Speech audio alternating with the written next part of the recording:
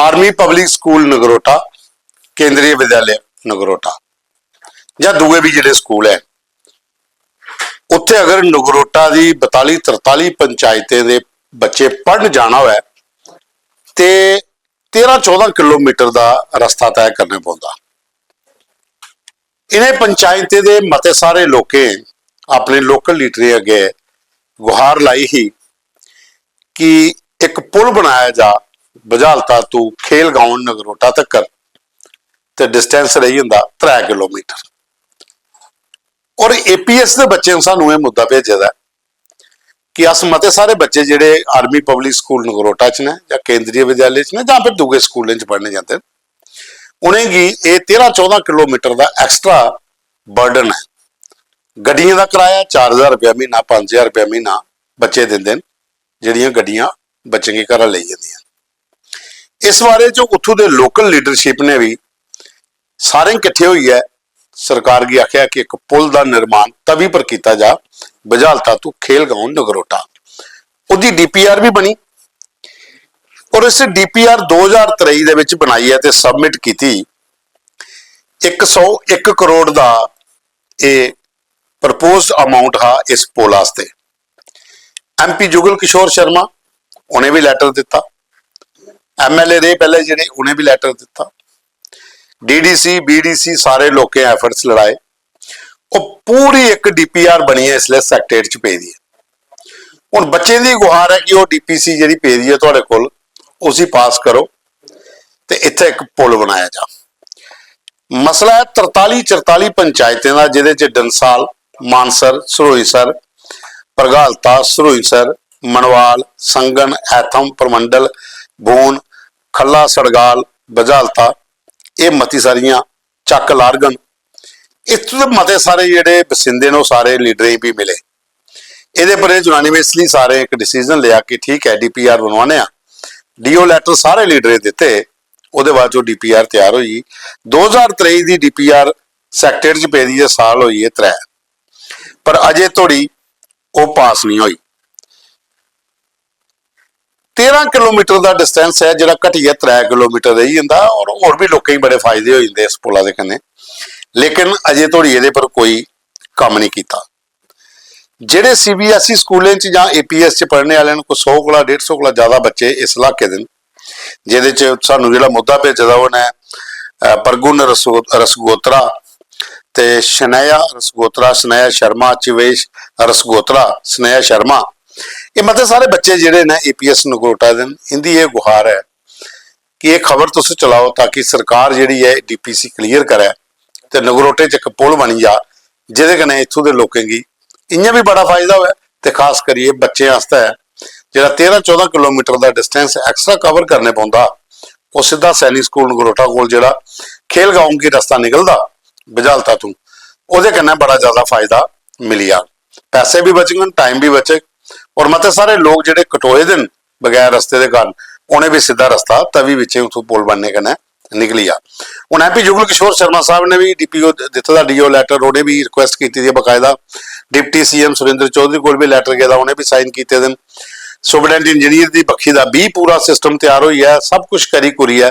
101 करोड़ रुपये समथिंग का अमाउंट है जिहड़ा उस पुल वास्ते DPR बनाई है तो सैक्रेटेरिएट पे दी है। उन्होंने डिपार्टमेंट के जो कमिश्नर सैक्रेटरी या सरकार ने इसी अप्रूव करना है ताकि नगरोटा तवी का पर बुझालता प्रगालता जिसी आदन उतों का खेल गाउन नगरोटा थोड़ी एक पुल बनी जा ताकि लोगों की भी तो बच्चों की भी थोड़ा राहत हो है। ये DPR के फोटो शोटो सारे तुसें कन्नै जेहड़े दिखे तुस दिखा दो न्यूज़ रूम 24 आवाज़ ते हूँ पवन शर्मा, तुंदी सरकार तुंदे मुद्दे एक नवे एपीसोड च तुंदा मता मता स्वागत। बड़ा मुद्दा ही है नगरोटे वाला जिहड़ा तुंदे ने पहले डिस्कस किया है। उसके बाद अगे चलने चौकी चौरा च भी इह स्थिति बनी दी है। इसलिए चौकी चौरा च एक 8 किलोमीटर का लिंक रोड है, चौकी चौरा लिंक रोड जिहड़ा घार मजूर पंचायत का, इहदी भी DPR 2024 तैयार हुई है। उत्थे भी जुगल किशोर शर्मा जिहड़े MP ने उन्हें सारा प्रोसैस करवाया लेकिन अजे थोड़ी ये पास नहीं हुई। और उत्थों के लोगों का आखना है कि अखनूर को 24 किलोमीटर इलाका पाउंदा, 3-4 पंचायत ये कन्नै दऊं सलें का रस्ता क्या टोटली बंद हो जाता तो उस रस्ते की क्लीयर किया जा ताकि लोगों की आवाजाही हो जा। 3-4 ਪੰਚਾਇਤਾਂ ਦਾ ਮਤਲਬ ਹੈ ਕਿ ਉੱਥੇ ਕਮ ਸੇ ਕਮ ਵੀ 4-5 ਹਜ਼ਾਰ ਆਬਾਦੀ ਜਿਹੜੀ ਆ ਉਹ ਅਫੈਕਟਡ ਹੋਆ ਦੀ, ਉਹਦੇ ਕੋਲ ਜ਼ਿਆਦਾ ਅਫੈਕਟਡ ਹੋਆ ਦੀ ਇਸ ਰਸਤੇ ਦੇ ਕਾਰਨ।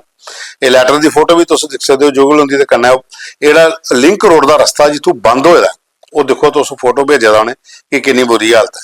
ਇਹ ਪਾਉਂਦਾ ਖੌੜ ਵਿਧਾਨ ਸਭਾ 'ਚ ਪਾਉਂਦਾ, ਸ਼ੰਭ ਖੌੜ ਵਿਧਾਨ ਸਭਾ 'ਚ ਚੌਕੀ ਚੌਰਾ ਦੇ ਕੋਲ, ਜਿੱਥੋਂ ਦੇ ਡੀਡੀਸੀ ਸੁਰੇਸ਼ ਸ਼ਰਮਾ ਹੋਣ ਤੇ ਮੰਤਰੀ ਸਤੀਸ਼ ਸ਼ਰਮਾ ਹੁੰਦਾ ਤੇ ਆਪਣਾ ਇਲਾਕਾ ਹੈ। ਤੇ ਲੋਕਾਂ ਇਹ ਅਪੀਲ ਕੀਤੀ ਹੈ ਕਿ ਕਮ ਸੇ ਕਮ ਇਸ ਰਸਤੇ की क्लीयर कराया जा। DPR बनी दी है 2024 की, उसी पास करिए रस्ता बनिया ताकि लोगों वास्ते आवाजाही शुरू हो जाए। इं बड़ा लंबा रस्ता करिए उन्हें पौंदा 24-25 किलोमीटर का, अगर ये बनी जाता तो सुखा का साह लोग ले सकते। उसके बाद एक वीडियो साढ़े को आया जिहड़ा असें मुद्दा चुकिया हा सुंदरबनी दे उत्थे एक PHE स्टेशन है शोधरा च, गंदा पानी जिहड़ा लोकें दी सप्लाई होआ दा ਉਹਦੇ ਵਾਸਤੇ ਅਸੀਂ ਲਗਾਤਾਰ ਖਬਰਾਂ ਚਲਾਈਆਂ, ਉਹਦਾ ਇੰਪੈਕਟ ਵੀ ਹੋਇਆ। ਲੇਕਿਨ ਹੁਣ ਮੋਟਰ ਦੀ ਤਾਰ ਦਾ ਪੰਗਾ ਪਿਆ ਦੋ ਦਿਨਾਂ ਦਾ ਉੱਥੇ। ਲੇਕਿਨ ਲੋਕਾਂ ਦੀ ਪਾਣੀ ਦੀ ਬੜੀ ਕਿੱਲਤ ਸੀ, ਲੇਕਿਨ PHE ਨੇ ਹੁਣ ਵਾਟਰ ਟੈਂਕ ਜਿਹੜੇ ਨਾ ਉਹ ਭੇਜਣਾ ਸ਼ੁਰੂ ਕੀਤੇ। ਉੱਥੋਂ ਦੇ ਜਿਹੜੇ ਰਹਿਣ ਵਾਲੇ ਲੋਕ ਨੇ ਸਾਨੂੰ ਵੀਡੀਓ ਭੇਜਿਆ ਕਿ ਤੁੰਦੀ ਜਿਹੜੀ ਖਬਰ ਸੀ ਉਹ ਚੱਲਣ ਦੇ ਬਾਅਦ ਪਾਣੀ ਦੇ ਟੈਂਕਰ ਤੇ ਪੁੱਜੀ ਹੈ। ਪਰ ਅਸੀਂ ਚਾਹੁੰਦੇ ਹਾਂ ਕਿ ਜਿਹੜਾ PHE ਦਾ ਸਟੇਸ਼ਨ ਹੈ ਉਹਦੇ 'ਚ ਤਾਰ ਵਗੈਰਾ ਲਾਈ ਹੈ, ਮੋਟਰ ਲਾਈ ਹੈ, उस खूह की पूरा साफ किया जा और साफ पानी जिहड़ा है वो लोगों तक पहुंचे। पानी पूरा पीला वाला वीडियो तो देखी सकते हो, कल भी चलाया से।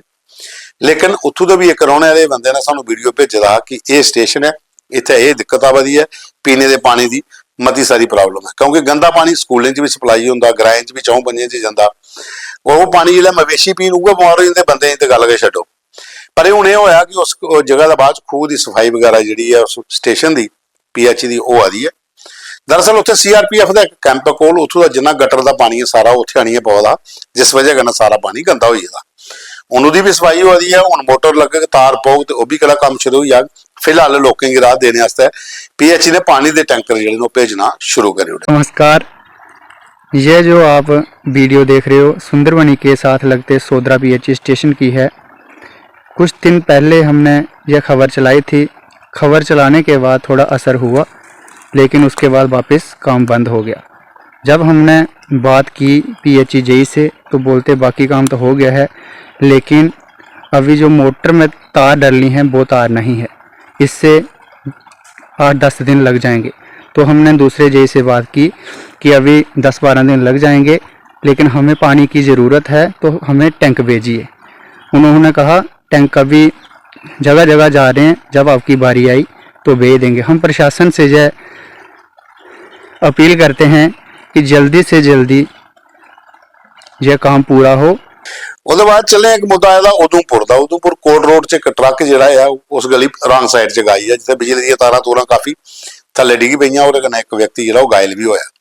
तो सोमराज अत्री और ने उन्हें वीडियो भेजा था कि कम से कम ये जो नो एंट्री वाला एरिया इतने बड़े ट्रकों की एंट्री बंद की जाओ। पुलिस अगे प्रशासन अगे अपील है कि छोटियां गड्डियां गान, बड़ियां गड्डियां आंदियां तो तारां तूरां सारियां टुट जांदियां तो लोगों की बड़ी परेशानी उत्थों होंदी है।